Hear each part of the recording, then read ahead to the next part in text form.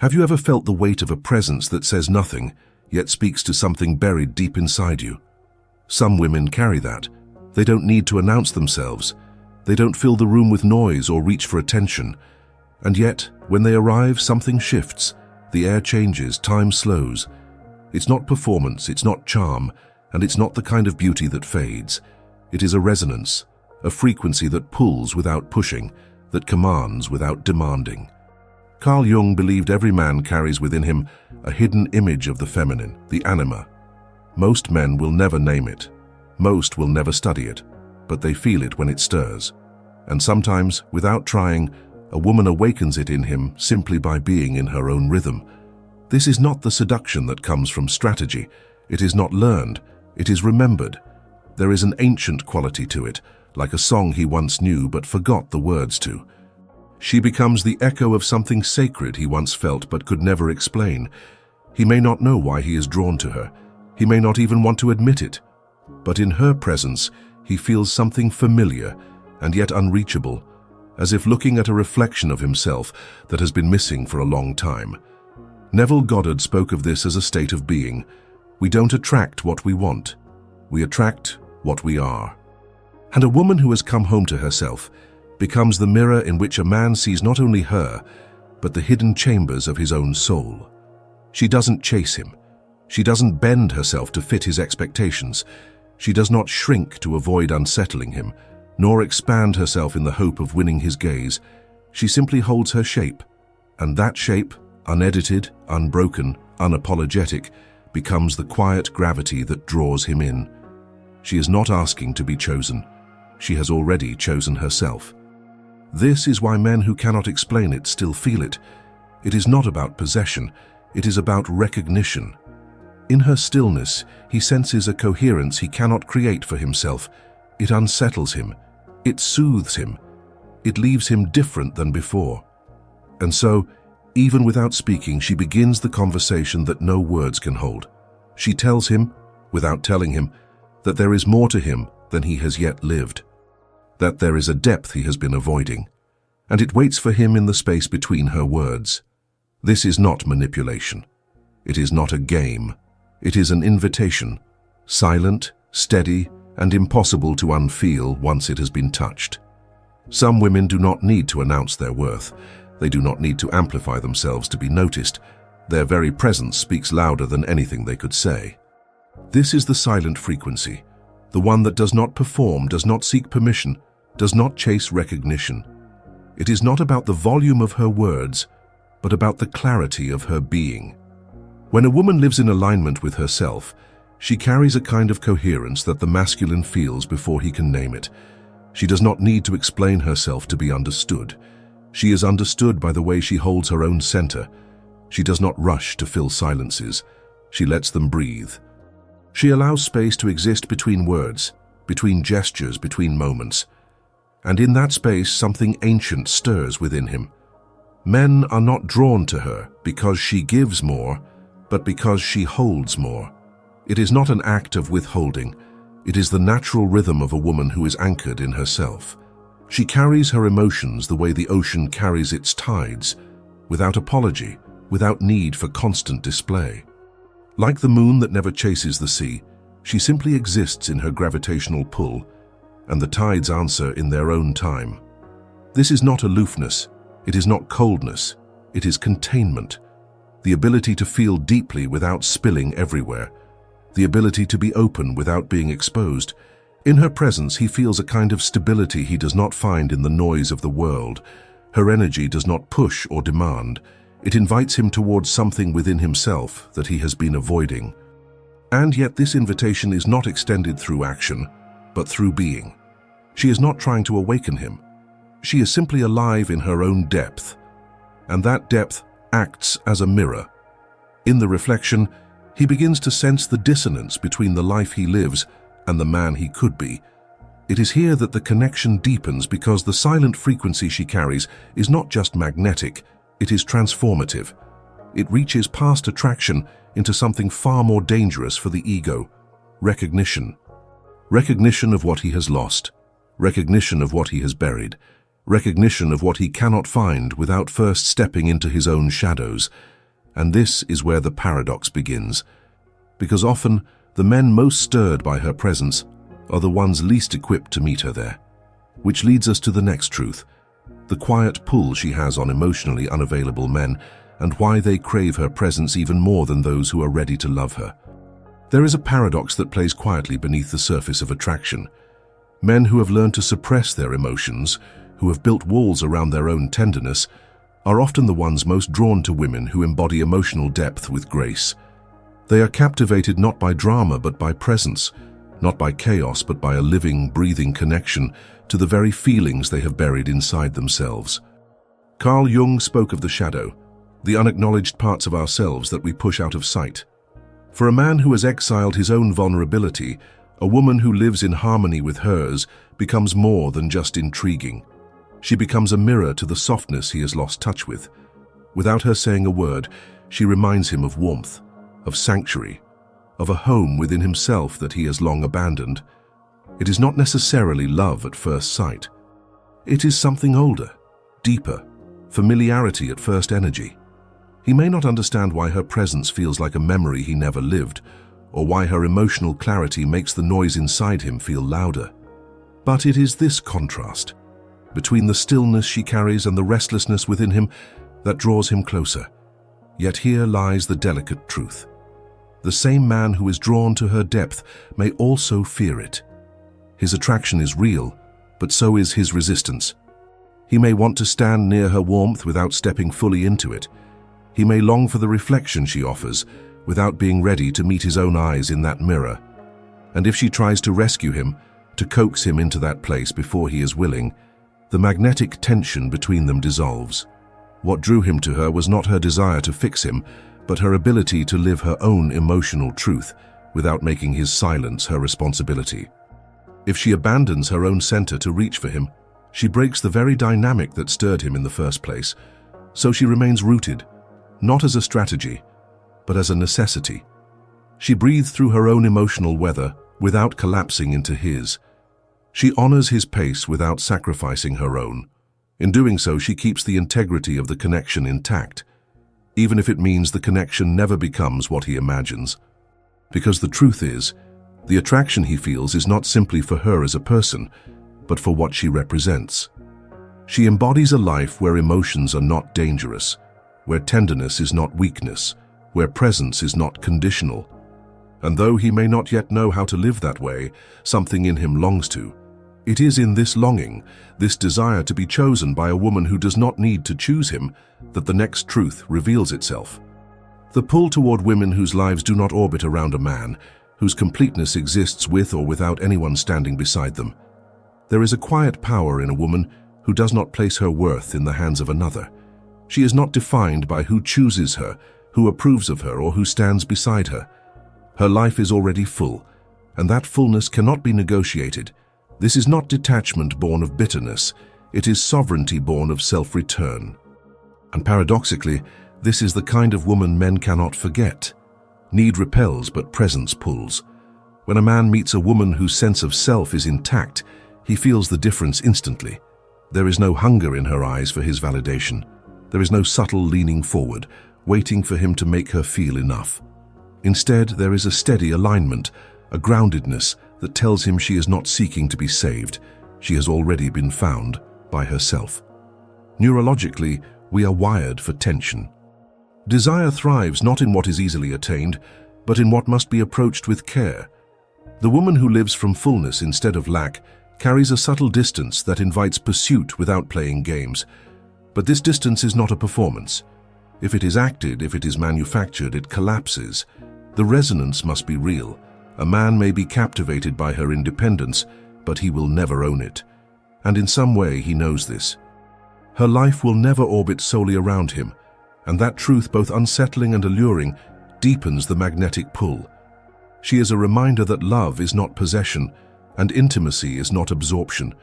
She can stand in her own light without requiring him to dim his, and in that equality, she creates a space where both can breathe. But this kind of presence cannot be faked.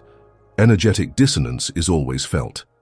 A woman cannot hold this frequency if she is secretly starving for attention or measuring her worth by how quickly he responds. True sovereignty requires that she return to herself first, before she responds to the world.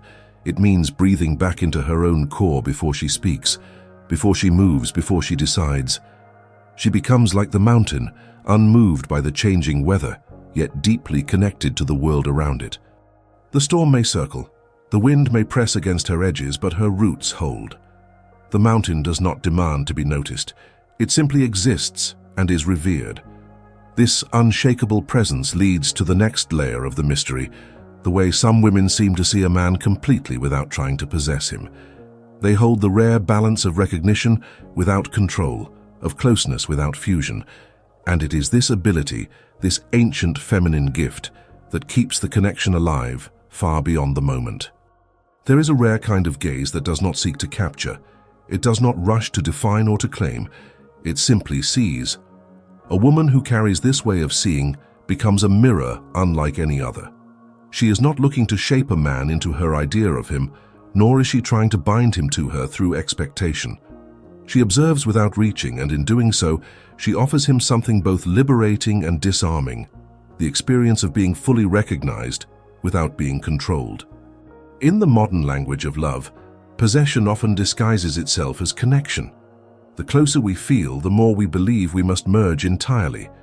But true intimacy does not erase the space between two people. It honors it. It understands that the space itself is where desire lives. A woman who knows how to see without collapsing that space keeps alive the subtle tension that allows love to breathe. She is not blind to who he is. She notices the way his eyes shift when he hides something, the way his breath changes when he's unsettled, the heaviness in his voice when he carries unspoken burdens. But she does not use that awareness to invade. She does not manipulate what she sees. Her knowing is silent, and it is safe. This is why he can stay in her presence longer than in any place that tries to claim him. Neville Goddard spoke of the power of inner imagery, that what we hold in the quiet of our minds becomes the reality we meet. When she sees him, she does not see the fractures alone. She holds a vision of his wholeness. She sees not the man he is in his guarded moments, but the man who exists beneath them. And she does this without pressing him to arrive there on her timeline. Empathy is not fusion. To truly see is not to dissolve into another, but to stand beside them in full presence. This is the mystery of the seeress, the woman who can witness without absorbing, who can feel without being consumed. It is a kind of love that trusts the other to find their own way, even as it offers the steady warmth of recognition. This quality is magnetic because it is so rare. Many can admire, few can see. Many can desire, few can understand. And when a man meets a woman who sees him without trying to possess him, he feels both the safety to stay and the freedom to move. That paradox, safety without captivity, is what draws him closer still. But there is yet another layer to this mystery. For a woman to see without needing to possess, she must first be anchored in herself. She must have moved beyond chasing validation, beyond performing for acceptance, which brings us to the quiet revolution that happens when she no longer reacts to the world, but begins to emit her own unmistakable frequency. There comes a quiet turning point in a woman's life, a moment when she no longer measures herself by how the world responds to her. The endless scanning for approval, the subtle adjustments to appear more acceptable, the unspoken hope that someone's gaze will confirm her worth, it all falls away, not in bitterness, not in defiance, but in return to herself, to her rhythm, to her own unshakable center.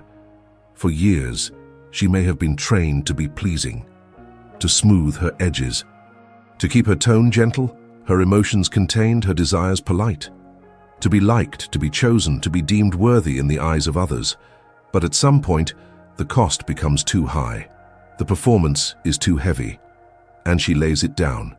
She stops waiting to be named valuable because she has already named herself. This is when she begins to emit instead of seek. Her presence no longer leaks energy outward in the hope of being filled. Instead, it radiates from within, steady, coherent, and whole. She doesn't speak to be heard. She speaks because her voice is part of her truth. She doesn't enter a room to be noticed. She enters carrying her own atmosphere. When she is energetically scattered, she attracts chaos. She calls in confusion, projection, and instability. But when she is clear, truly clear, she becomes the axis around which the room subtly recalibrates. People may not be able to explain it, but they feel it. Her grounded frequency steadies the emotional field of those around her without effort or intention. This is not about dominance. It is not about proving strength. It is about coherence, the alignment of her inner world with her outer expression. Joe Dispenza often reminds us that the electromagnetic field of the heart speaks louder than words. When her inner state and her outward presence are in harmony, she doesn't have to seek connection. Connection finds her. And so, she stops reacting to every ripple in the water. She no longer allows the shifting moods of others to pull her from herself. She has learned the difference between being open and being porous. Her openness is a choice, not a leak. This way of living does not just change how she feels, it changes how she is received. The people who once expected her to bend will feel the firmness in her root. The ones who mistook her softness for availability will sense that her softness is now guarded by discernment. Her life becomes less about who enters and more about what she allows to stay. And it is here, in this unshakable remembering of herself, that she steps fully into the kind of presence Carl Jung described as individuation, becoming wholly herself, free of the compulsions that once defined her. This is not the end of her journey. It is the deep breath before the flowering. From here, she does not chase love. She does not prove her worth. She becomes a living invitation, and those who are ready will feel the pull. Which brings us to the final truth, the kind of power she holds when she remembers she never needed to prove herself at all. There is a sovereignty that can only be claimed when a woman stops needing to demonstrate it. It is not loud, it is not adorned in grand gestures. It moves in silence, in the way she carries herself, in the way she makes decisions, in the way her presence seems to shift the very air without her speaking a word. Carl Jung once wrote, "The privilege of a lifetime is to become who you truly are." For her, this is not a line in a book. It is a lived truth. She has walked through the fires of expectation, through the dismantling of old identities, through the lonely seasons of unbecoming. And now she stands in the life she has chosen, not the life chosen for her. She does not need to convince anyone of her value. The evidence is in her being. She has stopped seeking permission to take up space. She has stopped proving her softness by making herself small.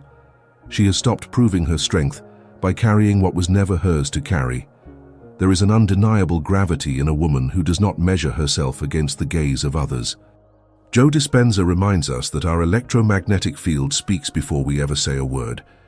It is the state we live in that becomes our truest introduction, and hers, now, is unshakable. It is not built on borrowed validation. It is rooted in a long conversation with her own soul. She is not loved for what she can give, for what she can do, for how well she can fit into someone's idea of love. She is loved, deeply, magnetically, for what she is. Her silence, her depth, her sovereignty. These are not mere qualities, they are transmissions, invisible but felt, soft but undeniable. It is like a garden that never asked for attention. It never advertised itself, never pleaded to be noticed. It simply bloomed, and yet they came. They always came.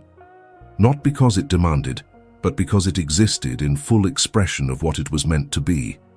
Men may never fully understand this. They may never admit it aloud, but they feel it. The quiet pull of a woman who is whole in herself. The way her presence challenges their unspoken beliefs about love and need. The way her existence reminds them of something ancient. The truth that love is not earned through performance, but awakened through presence. And so she moves through the world untouched by the noise that once sought to define her. She no longer waits to be chosen, for she has already chosen herself.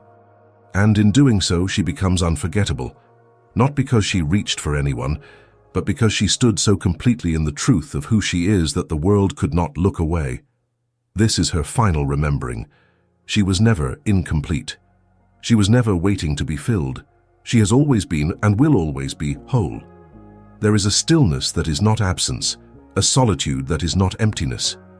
She lives there now, in that inner terrain where the noise of the world fades and the voice of her own soul rises clear. She does not stand at the threshold of her life waiting for someone to open the door. She has built her own home within herself. Every chapter of her journey has brought her here. The silent frequency that once drew him in was born from her ability to contain herself. The paradox of the emotionally unavailable man's attraction was only ever a reflection of his own unclaimed depths. Her sovereignty, the way she never needed him, was not defiance, but truth. Her capacity to see without possessing was the rarest kind of intimacy. And when she stopped chasing validation and began emitting her own frequency, she stepped fully into the life she was meant to inhabit. Now she no longer performs the version of herself the world once demanded. She no longer waits for someone to name her worthy.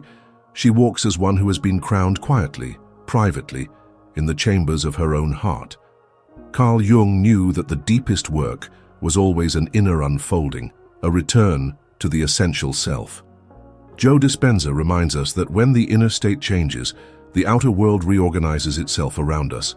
And so she moves through her days not with the urgency of seeking, but with the inevitability of being found. She is the mountain that cannot be moved by fleeting weather. She is the garden that blooms without announcement. She is the ocean that holds its own depth, regardless of who dares to swim in it. Men may never put words to what they feel in her presence. They may never fully understand why she lingers in their thoughts long after the moment has passed. But they will remember the way the air seemed different around her. They will remember the way they felt, more alive, more seen, more themselves. And perhaps they will never realize that what they were truly feeling was her unwavering connection to herself. This is the quiet power of the woman who remains. She is not waiting to be chosen.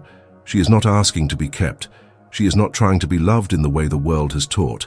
She simply is, and in her being, she becomes the rarest kind of presence. Not every man will understand her. Not every man will stay, but those who have stood in her orbit will carry something of her with them always. The memory of a woman who never asked for permission to be whole, and yet was. And so the truth endures. She is not unforgettable because she was impossible to have. She is unforgettable because she never stopped being herself.